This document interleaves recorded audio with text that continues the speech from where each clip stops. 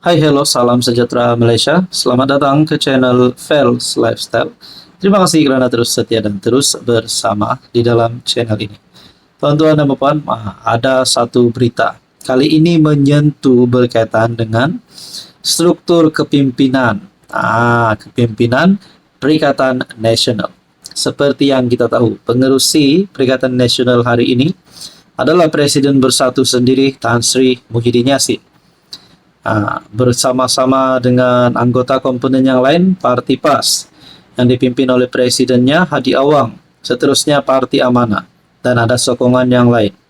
Jadi saudara-saudara, di dalam Perikatan Nasional, untuk pengetahuan Anda, parti yang mempunyai paling banyak kerusi parlimen adalah parti daripada PAS, tetapi pengerusi bagi Perikatan Nasional adalah Muhyiddin Yassin sendiri, Parti Bersatu, yang mempunyai bilangan kerusi yang lebih sedikit berbanding PAS. Jadi saudara-saudara, mungkin ada yang mulai tertanya-tanya, bukankah sudah tiba waktu PAS untuk menunjukkan siapa sebenarnya Abang Long di dalam PN? Jadi banyaklah spekulasi, banyaklah cadangan-cadangan daripada netizen. Tapi pada akhirnya Tuan Ibrahim dalam satu kenyataan, PN dijangka rombak struktur kepimpinan. PN dijangka melaksanakan dengan rombakan struktur kepimpinannya selepas gabungan itu bersetuju menubuhkan jawatan kuasa bagi menilai penambahbaikan organisasi. Timbalan Presiden PAS Tuan Ibrahim berkata, langkah menambah baik struktur parti berkenaan bakal dilaksanakan secara menyeluruh. Kita, PAS, ada cadangan beberapa penambahbaikan kepada PN secara keseluruhannya. Majlis tertinggi PN bersetuju tubuhkan jawatan kuasa untuk menilai kembali, katanya kepada Malaysia Kini. Tuan Ibrahim yang juga anggota Majlis tertinggi PN menegaskan antara aspek yang diberi perhatian dalam penambahbaikan parti itu ialah pindaan perlembagaan dan penubuhan Majlis Presiden. Jadi saya tertanya-tanyalah, adakah ini satu isyarat ataupun petanda mereka nak singkirkan Muhyiddin ataupun mereka nak calonkan daripada pemimpin PAS untuk mengepelai Perikatan Nasional. Tuan Ibrahim juga berkata PAS belum mengemukakan nama pengganti Ahmad Samsuri, di mana Ahmad Samsuri yang meletakkan jawatan Bendahari Agung PN sebelum ini. Pada Januari lalu, Malaysia Kini melaporkan PAS bersedia mengemukakan calon pengganti Ahmad Samsuri yang meletak jawatan kira-kira sebulan sebelum itu. Rasanya saudara-saudara, kalaulah Muhyiddin Yassin diboikot, kalaulah Muhyiddin Yassin tidak diterima lagi oleh kepimpinan PN untuk terus jadi pengerusi, Anda rasa siapa yang layak untuk jadi pengerusi PN? Adakah daripada Parti PAS ataupun Parti Bersatu? Coba komen di bawah. Hai, hello, salam sejahtera Malaysia. Selamat datang ke channel Fels Lifestyle. Saudara-saudara yang saya hormati, tuan-tuan dan puan, masih lagi tergantung cerita berkaitan dengan skandal rasuah di Sabah. Lebih-lebih lagi pada tahun ini, pilihan raya negeri Sabah.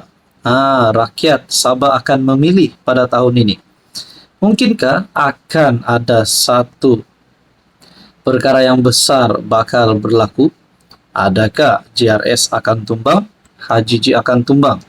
Adakah UMNO ataupun warisan akan mengetuai kerajaan negeri pada pilihan raya negeri kali ini? Saudara-saudara, berkaitan dengan skandal Adun, UMNO Sabah dalam satu keputusan tergempar. Mungkinkah ini satu perkara yang menunjukkan kedudukan HJJ dalam bahaya?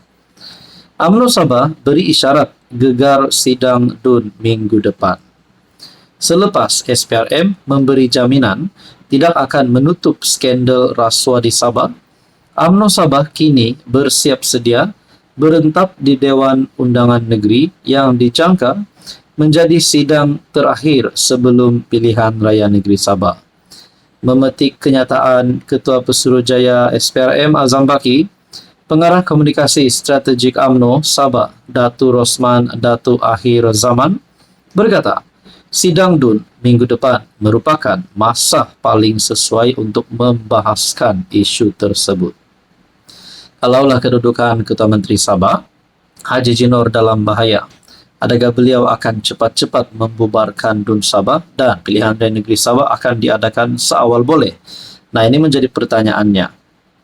Sidang kali ini sangat berkemungkinan besar merupakan sidang terakhir sebelum DUN dibubarkan bagi memberi laluan kepada PRN Sabah ke-17. Oleh itu, Kerajaan Gabungan GRS di bawah pimpinan Ketua Menteri Datuk Seri Haji Jinor mesti memberikan penjelasan secara menyeluruh berhubung skandal rasuah lesen perlombongan mineral yang telah menjadi isu hangat dan membimbangkan rakyat di setiap lapisan masyarakat di Sabah. Adakah dengan ini Ketua Menteri Sabah Haji Jinor akan membuat pengakuan di Dewan nanti? Kita nantikan saja. Datuk Rosman turut menyambut baik jaminan Azam bahwa siasatan berkenaan skandal rasuah lesen perlombongan mineral itu tidak akan ditutup atau disembunyikan. Dalam masa sama, dia menyeru agar tangkapan dan tindakan pendakwaan segera dibuat ke atas individu-individu yang terlibat. Kita nantikan sajalah siapa yang akan ditangkap, siapa yang akan didakwa. Saudara-saudara, apa komen Anda? Hai, hello, salam sejahtera Malaysia. Selamat datang ke channel Fel's Lifestyle. Terima kasih kerana terus setia dan terus bersama di dalam channel ini. Tuan-tuan dan puan yang saya amat hormati, balik-balik kita dengar berkaitan dengan isu rasuah, cerita rasuah. Rasuah sini, rasuah sana. Di Sabah pun ada berlaku, di Semenanjung pun ada berlaku.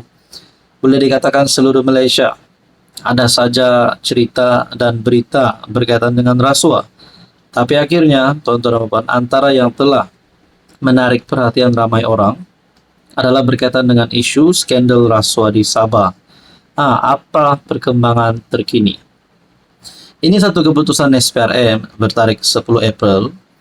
Tiada unsur campur tangan dalam siasatan kes rasuah ADUN Sabah. Tidak ada sebarang unsur campur tangan oleh Ketua Menteri Sabah Datuk Seri Haji Jinor atau Kerajaan Negeri dalam SPRM berkaitan kes rasuah Malaysia. Maafkan saya, berkaitan dengan kes rasuah yang dikaitkan dengan ADUN di Sabah. Nah, ini adalah pengakuan daripada Ketua Pesuruhjaya SPRM sendiri, Tan Sri Azam Baki.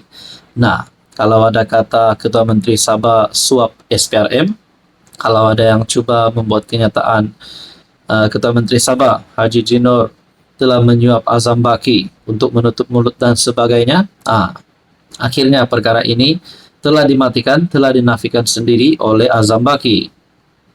Beliau berkata, pihaknya telah mengambil kenyataan Haji J sebanyak 2 kali dalam siasatan tersebut. Dan Ketua Menteri Sabah memberikan kerjasama sepenuhnya bagi membantu siasatan. Setakat ini, semua kenyataan telah diambil termasuk daripada ADUN terbabit. Ada lagi tinggal kenyataan seorang individu yang terlibat dalam rakaman video kes berkenaan yang perlu kita dapatkan penjelasan katanya di Kota Kinabalu. Beliau berkata demikian pada sidang media selepas merasmikan program Capna Rasuah SPRM bersama media Sabah yang turut dihadiri Presiden Persatuan Wartawan Sabah SJE Datuk Muguntan Vanar.